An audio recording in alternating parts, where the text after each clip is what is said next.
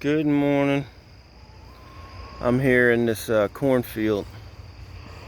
It's not a very big cornfield, but it's big enough to demonstrate what we got demonstrating today, which is the corn row chicken tractor. Let me zoom out a little. This is the corn row chicken tractor. You know what a chicken tractor is? You've heard of that? I learned about it from Joel Salatin. This is a similar contraption, except that it's narrow and it's really made for laying hens. So it has a trap door and a secret egg-laying compartment, which these little birds, this one needs a little bit of cleanup. You might be asking, what is that? Well, when you're poor, you use a wide variety of things to be chicken bedding, and this is we have a paper shredder, and this is shredded mail. What would you call like mailers that you get in snail mail or weekly shopper coupons or whatever?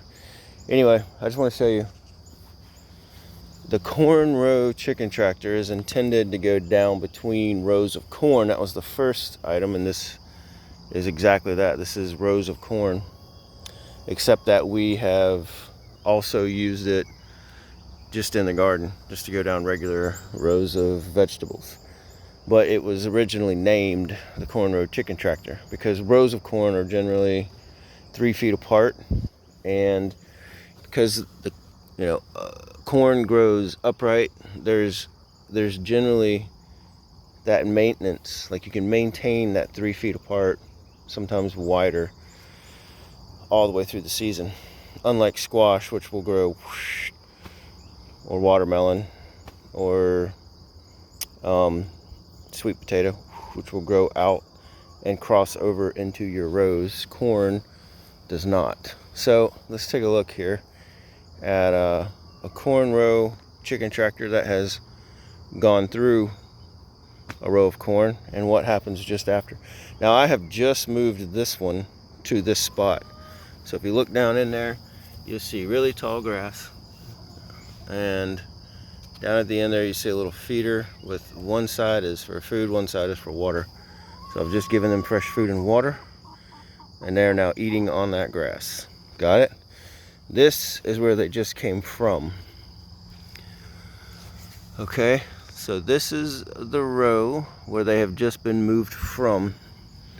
Now you can imagine the benefits. Unlike the Joel Salatin chicken tractor, I'm not looking for them to hang out on a piece of grass just to the point of suppression or chewing it down to give it some stress and then moving them on. I'm leaving them on a particular pad until they've denuded it.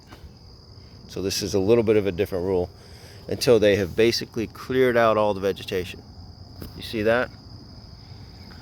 So the point is to suppress the weeds. There's 3 points here. Alright, first of all is weed control. And as you can see, and this one right beside it, this row right here, has this was done and they've been off of it for like 2 or 3 weeks. I don't remember how long. But yeah, you can actually see that two of the corn plants have fallen over. This one and then that one right there. Anyway, that just shows, I guess, how long it's been. So this one has been a while. This one I literally just moved it off of the spot. So what all are they doing? Number one, they're controlling weeds. Number two, let's just do it like this. Number two, they're eating the insects that are in here. And some of those insects are going to be harmful, and I understand that some of them are probably beneficial. And the third thing that they're doing, that right there tells you, is they're fertilizing. That is poop. That is chicken poop right there. It goes directly into the soil.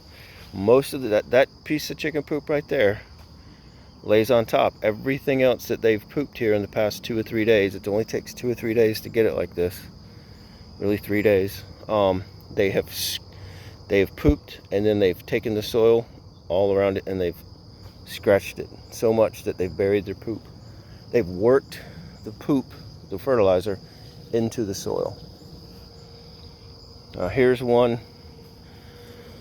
So this one right here was just prior to this, and so we moved it all the way down, or we moved it all the way down and then stuck it on this row. So you can see that the suppression, of weeds lasts for a little bit of time.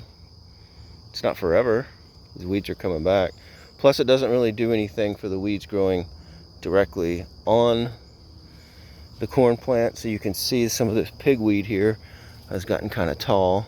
It's basically just pigweed and crabgrass that we're fighting with here. And there is Bermuda grass, which people around here call wire grass. Here's a good example of a row. Now I have moved that one forward just 10-15 minutes ago, and you can see there's another poop right there, kind of in a low spot. They'll suppress the weeds so much that they get down to dirt, and then they start digging themselves out a dust bath. And so that's what we've got here, where they've also pooped in the dust bath. They've got it in there. Does that make it bad for a tractor? Yeah, but you don't have to leave them on the grass that long. And this will get raked out once it's done. The corn is mostly green right now, though I see a lot of yellow leaves when I look through and I look to the other end. Leaves that are starting to turn like this, even though the silks don't look 100%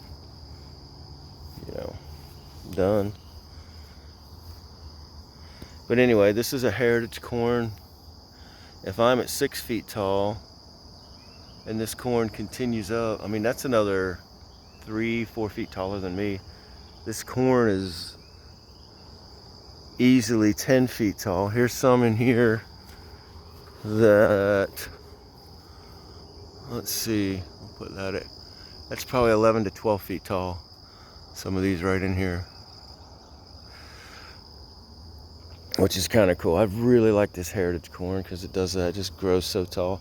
I mean, look, I'm standing at 6 feet tall. Your vantage point right now is 6 feet, and this ear is I have to look up to get it, and I see one up in there that's even higher.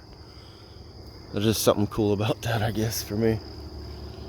But anyway, main point is these corn row chicken tractors. I'm just showing you mid and late season what it looks like, what it should look like.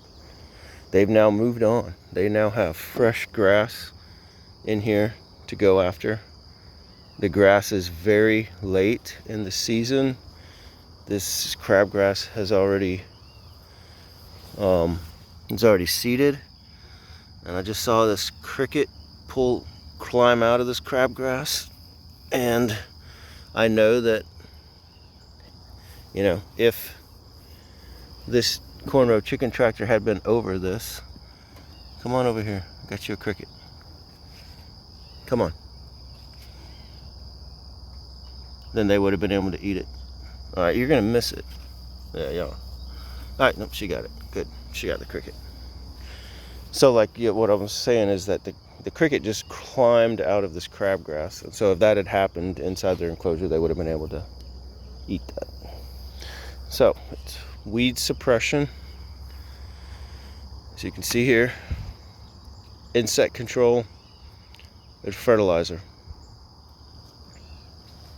all in one pass. And at any given time, there's some section of the garden that's receiving it, and other sections that are outgrowing it. So, for example, this row right here, the first to come back is that crabgrass. It doesn't take a couple of rains, and it's hurrying on its way. It's very fast growing. But this is late in the season for corn. The value at this point that the fertilizer is adding is low. I admit that. The value that any of this is adding is low. It benefits the corn.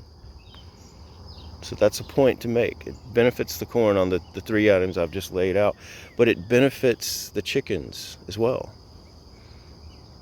So I don't want to overlook that. So it's not like just because it's late in the season, I'm not going to keep running them through these rows of corn. I've got several rows of corn left. I don't even know that they'll get, now these were done a few weeks back, but I don't even know if I'll get through all the rows of corn before I'm harvesting. It's a dent corn, so this field is going to go completely brown before I even pick a single ear. So it's got several weeks left. But anyway, that's my invention. I've been using it now for close to, I don't know, 7 or 8 years maybe. That one is the very first one I built. You can't see how raggedy it is, but it is. I don't know if you can tell, but you got a brace piece that goes all the way down, so it runs parallel with the rows. On the bottom of that is a piece of 1-inch PVC pipe. I don't know if you can see it on the very bottom of this one.